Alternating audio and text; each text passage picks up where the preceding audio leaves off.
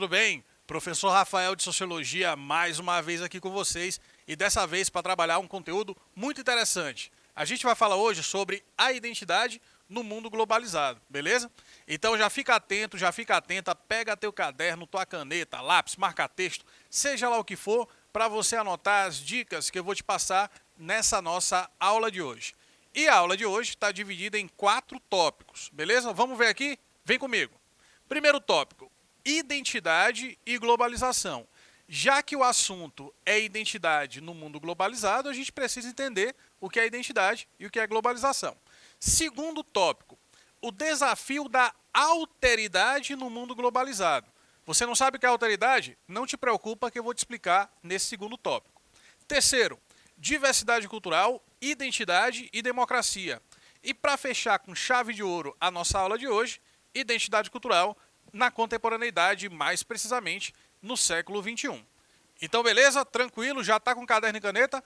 Vamos começar então a nossa aula de hoje. E a gente começa elucidando os seguintes conceitos: identidade e globalização.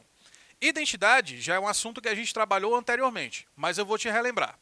Quando falamos de identidade, falamos de critérios ou elementos que nos identificam ou nos diferenciam em determinados grupos sociais. E também aquilo que faz parte da nossa subjetividade, da nossa identidade no nível pessoal, subjetivo. Globalização é o quê? Globalização é um fenômeno da contemporaneidade, onde, sobretudo, a economia e as culturas interagem de maneira mais significativa, de maneira mais direta. E isso gera o intercâmbio de valores culturais, ou seja, a fusão de elementos da cultura que passam a ser relacionados com elementos de matrizes culturais diferentes. Já que a gente está tratando de cultura, de identidade e globalização, a gente precisa entender como esses termos se relacionam. Então, olha só, com a globalização, que é uma realidade vivenciada por nós na contemporaneidade, ampliaram-se as facilidades de comunicação e, consequentemente, a transmissão ou intercâmbio de valores culturais. Hoje em dia, por exemplo, a internet e as redes sociais nos dão a oportunidade de conhecer muito sobre culturas diferentes da nossa, de conhecer muito sobre músicas de outros países, por exemplo, né? O que antigamente era mais difícil. Ali por volta dos anos 70, 80, quando você queria conhecer uma banda, um artista de outro país, era muito mais difícil do que hoje. Hoje em dia você vai no Spotify, vai lá no YouTube e você facilmente encontra músicas de países, bandas de países completamente diferentes do nosso e muito distantes também. Então essa interação, essa possibilidade de transmissão, de intercâmbio de valores, ela é mais presente também na globalização por conta do avanço da tecnologia, principalmente da tecnologia de comunicação, da tecnologia de informação. As diferentes culturas e os diferentes costumes podem interagir sem a necessidade de uma integração territorial. Por quê? Exatamente por essa possibilidade que o campo virtual digital nos oferece, da gente ter o conhecimento de muitas coisas de países diferentes do nosso, sem necessariamente precisar ir até aquele país ou aquele território. Isso a gente chama, atenção porque eu vou te falar, a gente dá um nome a isso de desterritorialização, certo? É quando você não precisa necessariamente da integração ou da presença geográfica no território para que conheça os elementos e valores de outra cultura. Então existe, por conta da internet, dos meios de comunicação de massa, essa possibilidade da desterritorialização. Continuando, observa-se também que esse processo de globalização não se dissemina de forma igualitária, de modo que alguns centros economicamente dominantes transmitem em maior número seus elementos culturais. Quer dizer o quê? Quer dizer que quanto mais desenvolvido é um centro econômico, mais facilmente ele consegue impor os seus valores culturais sobre os demais locais, sobre os demais países. Aqui no Brasil, para citar exemplo, a gente tem muita influência da cultura norte-americana. Os Estados Unidos é um país que é economicamente mais desenvolvido que o Brasil, que é a América Latina toda.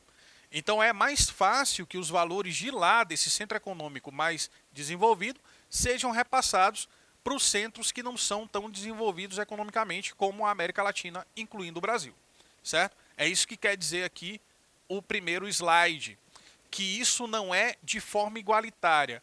não é na mesma proporção. A gente assiste muita série norte-americana, a gente escuta muitos artistas que são estadunidenses, mas o contrário não é verdadeiro.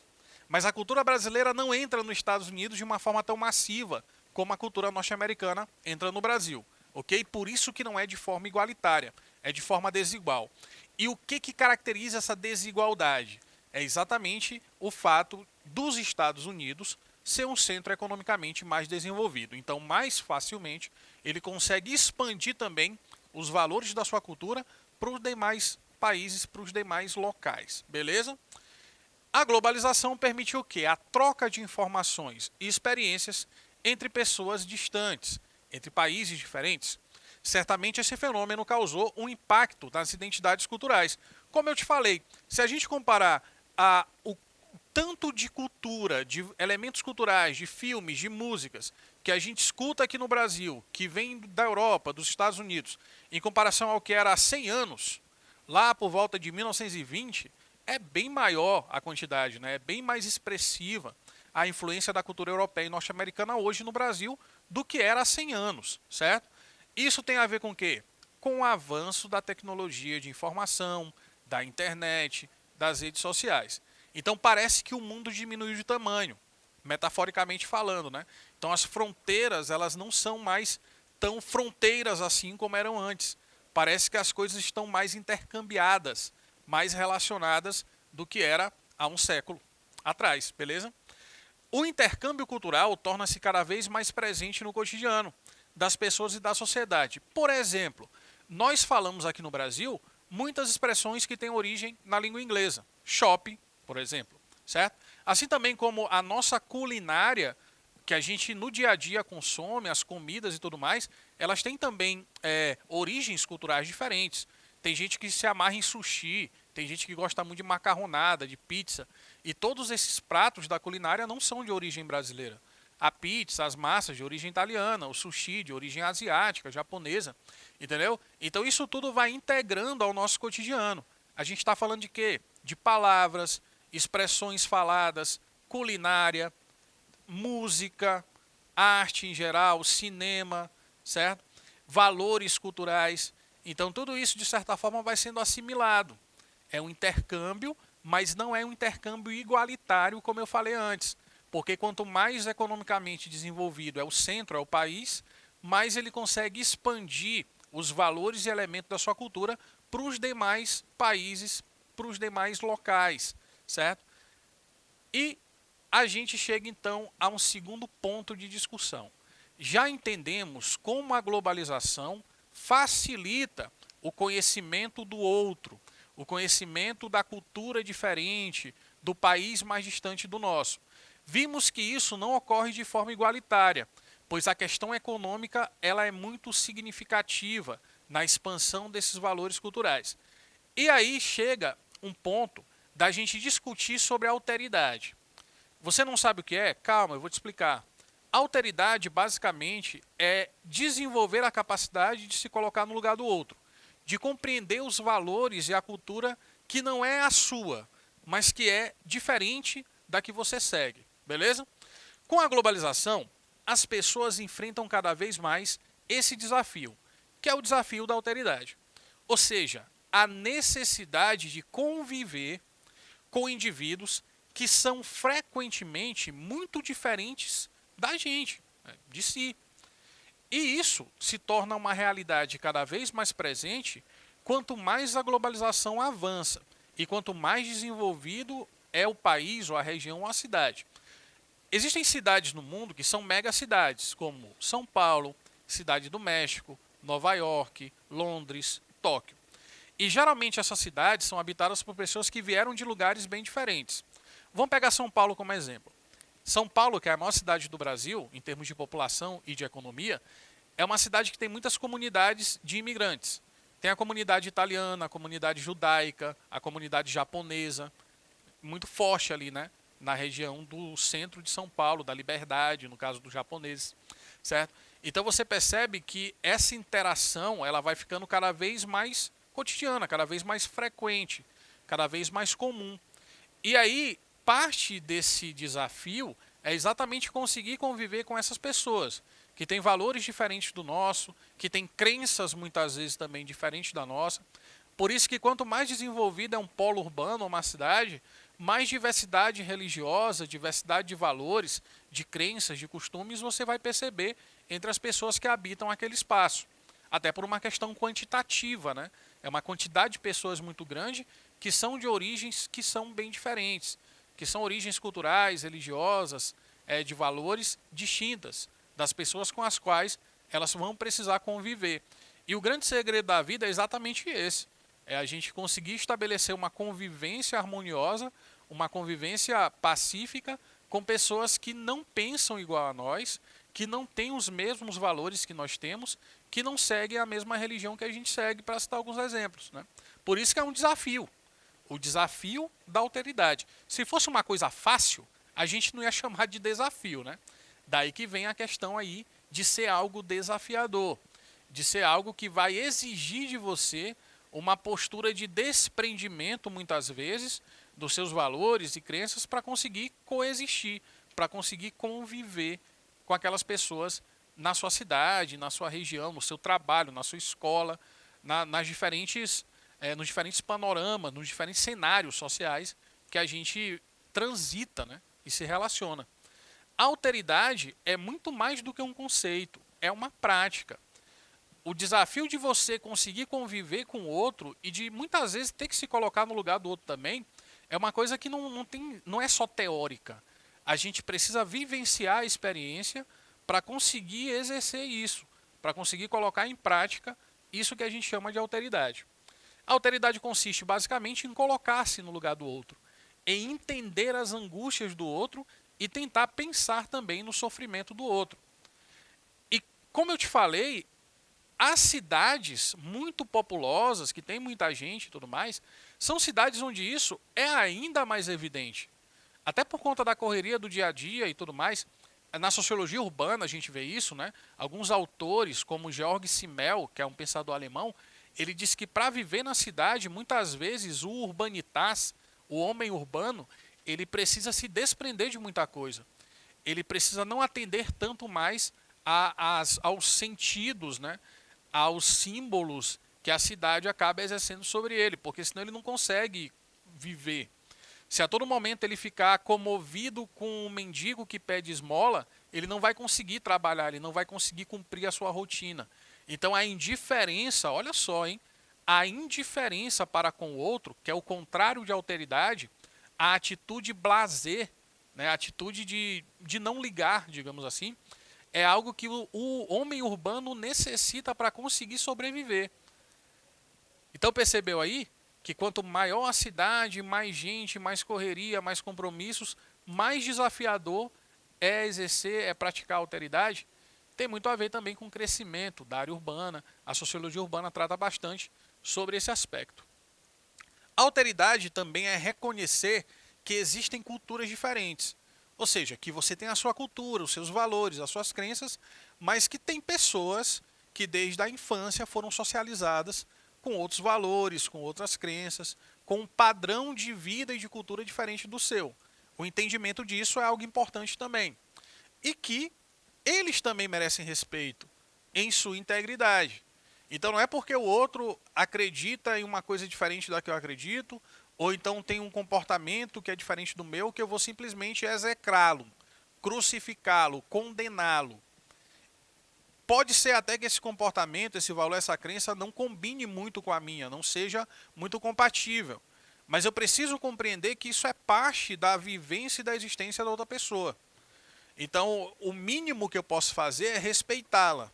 Mesmo que eu não consiga conviver tão diretamente, tão pacificamente com ela, porque às vezes os valores são muito contraditórios entre si, mas eu tenho pelo menos que reconhecer e respeitar o posicionamento, o comportamento, a atitude daquela outra pessoa, que é de outra cultura, que tem outros valores diferentes do meu. Professor, mas isso não é fácil. Eu sei que não é fácil. É por isso que a gente chama de desafio, beleza? É algo desafiador, que demanda um desprendimento muito grande de tudo aquilo que você estabelece como verdadeiro, como certo, como adequado, para que você consiga compreender e respeitar o outro, diferente de você.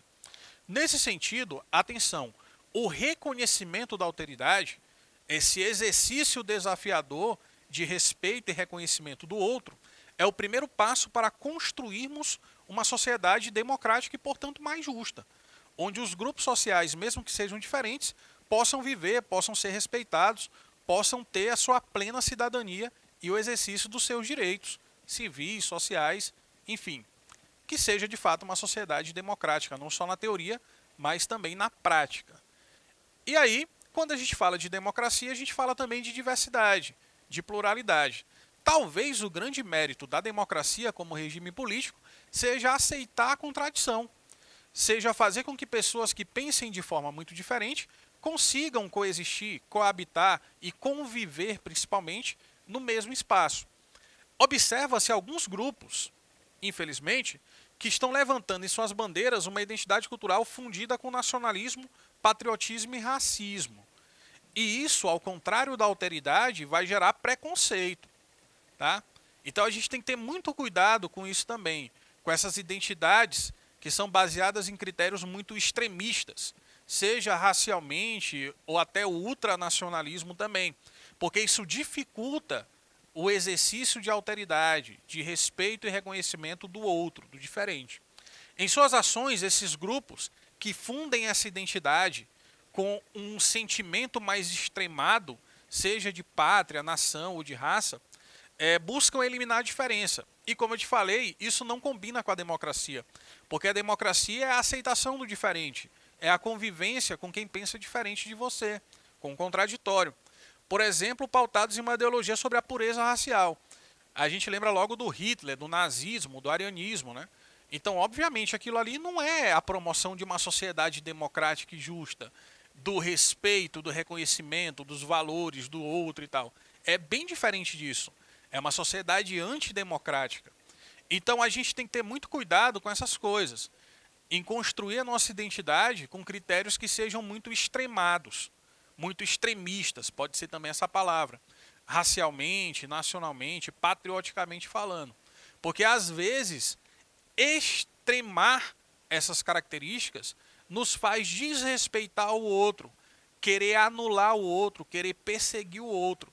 E isso não combina com o ideal de uma sociedade democrática, de uma sociedade onde haja o respeito, o entendimento e a convivência entre os diferentes. Tá? Ou então é uma intolerância a estrangeiros que a gente chama de xenofobia. O ultranacionalismo, o patriotismo exacerbado pode levar a isso também, uma aversão ao estrangeiro, ou seja, uma atitude preconceituosa, portanto xenofóbica. É necessário pontuar que esse tipo de reação contrária à diversidade não favorece a construção de uma sociedade democrática, menos desigual e violenta. Pelo contrário, promove a violência, o preconceito, a discriminação e defende valores que são opostos à democracia, valores antidemocráticos. É preciso promover o quê? Debates que favoreçam o respeito e a boa convivência com quem é diferente. Mais uma vez, eu sei que é desafiador, por isso chamamos de desafio da alteridade, de reconhecimento, de respeito, de convivência com o outro, de convivência com o diferente. Para a gente fechar a aula, vamos falar um pouco sobre isso aqui, o século XXI, a nossa época, a época que a gente está vivendo agora, beleza? O século XXI vivencia o ápice, o que é o ápice? O ponto mais alto, pelo menos até agora, da globalização, certo? O fenômeno da globalização começou ali com força na década de 60, que é o período pós-Segunda Guerra Mundial, a época ali do conflito, entre aspas, né, chamado Guerra Fria, quando os Estados Unidos e a União Soviética, capitalismo ocidental e socialismo soviético, disputavam a hegemonia do poder político no mundo, a época da bipolarização do mundo. Com o fim da União Soviética, lá por volta do começo da década de 90, no final da década de 89 para os anos 90, né, 91, a queda do Muro de Berlim, o capitalismo estadunidense passou a dominar as relações comerciais e políticas. E com isso houve uma expansão maior, uma invasão da cultura norte-americana em países da América do Sul, africanos e orientais. Essa invasão cultural, como modo cultural hegemônico, ocasionou uma mudança de perspectiva, que colocou o hábito cultural imposto no lugar do hábito cultural tradicional. Por isso a influência que eu te falei antes dos Estados Unidos na cultura de diversos povos, incluindo a nossa aqui no Brasil. E com isso terminamos mais uma aula de Sociologia. Espero que tenha sido boa e proveitosa e a gente se vê numa próxima videoaula. Tchau, tchau.